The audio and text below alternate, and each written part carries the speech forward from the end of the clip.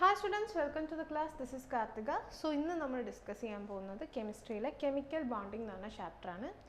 Okay, so നമുക്കറിയാം atoms combine ചെയ്തിട്ട് എന്ത് ഫോം ചെയ്യും? മോളിക്യൂൾസ് ഫോം ചെയ്യും അല്ലേ?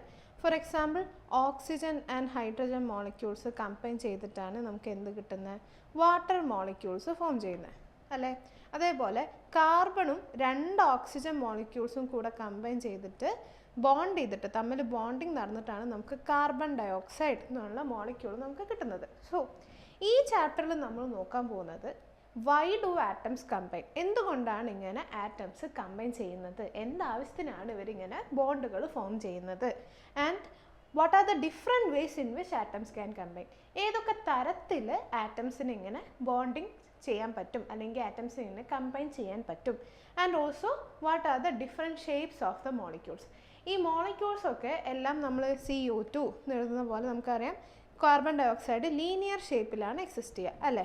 ഇനി വാട്ടർ മോളിക്യൂൾ എടുത്താൽ അതെന്താ ബെൻഡ് ഷേപ്പിലാണ് എക്സിസ്റ്റ് ചെയ്യുക. ഓക്കെ, സോ എന്തൊക്കെ ഡിഫറെൻറ്റ് ഷേപ്സ്, ഡിഫറെൻറ്റ് മോളിക്യൂൾസ് എങ്ങനെയാണ് ഈ ഷേപ്പ് ഇവർ അറ്റൈൻ ചെയ്യുന്നത്, അതിനെ ബേസ് ചെയ്തിട്ടുള്ള കുറേ തിയറീസാണ് നമ്മൾ ഈ ചാപ്റ്ററിൽ കാണാൻ പോകുക. Okay, so first question, why do atoms combine, എന്തിനാണ് ആറ്റംസ് കമ്പൈൻ ചെയ്യുന്നത് എന്നുള്ള ക്വസ്റ്റ്യൻ്റെ ആൻസറാണ് നമ്മൾ അടുത്ത് നോക്കാൻ പോകുന്നത്.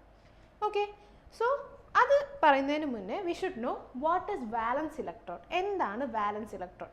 സോ നമ്മളൊരു ഫോർ എക്സാമ്പിൾ സോഡിയം എന്ന് പറഞ്ഞിട്ടുള്ളൊരു എലമെൻറ്റ് നമ്മൾ എടുക്കുകയാണെങ്കിൽ നമുക്കറിയാം സോഡിയത്തിൻ്റെ ഇലക്ട്രോണിക് കോൺഫിഗറേഷൻ ഇസ് 281 അല്ലേ?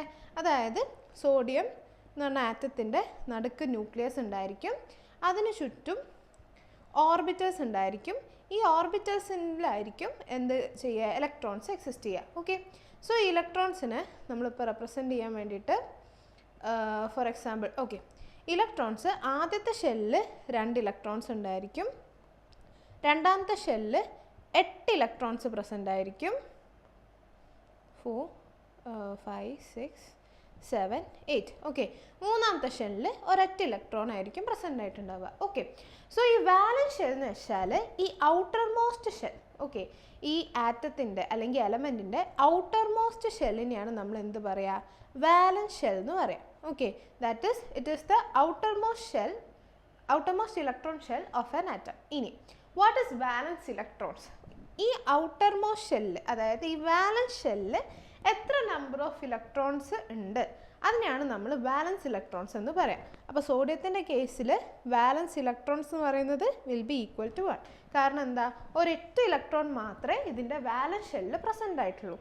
ആൻഡ് ബോണ്ടിങ് ആൻഡ് വാലൻസി, ഈ വാലൻസ് ഷെൽ അല്ലെങ്കിൽ വാലൻസ് ഇലക്ട്രോൺസിൻ്റെ എണ്ണത്തിനനുസരിച്ചിരിക്കും അതിൻ്റെ വാലൻസി എന്ന് വെച്ചാൽ it's combining capacity.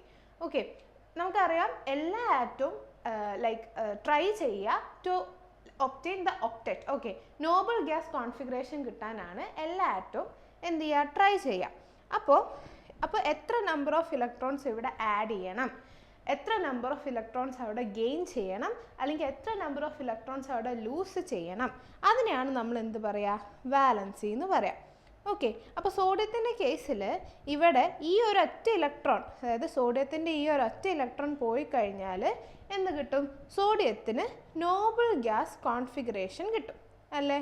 So valency of sodium എന്ന് പറയുന്നത് will be equal to 1. So അതിനെയാണ് നമ്മൾ എന്ത് പറയുക, വാലൻസി എന്ന് പറയാം. So the outermost electrons ആണ് എന്തിന് പാർട്ടിസിപ്പേറ്റ് ചെയ്യുക, ബോണ്ടിങ്ങിൽ പാർട്ടിസിപ്പേറ്റ് ചെയ്യുക. ഇന്നർ ആയിട്ടുള്ള ഇലക്ട്രോൺസ് ബോണ്ടിങ്ങിന് പാർട്ടിസിപ്പേറ്റ് ചെയ്യുന്നില്ല, മെയിനായിട്ട് ഔട്ടർ മോസ്റ്റ് ഇലക്ട്രോൺസ് ആണ് ബോണ്ടിങ്ങിൽ പാർട്ടിസിപ്പേറ്റ് ചെയ്യുക.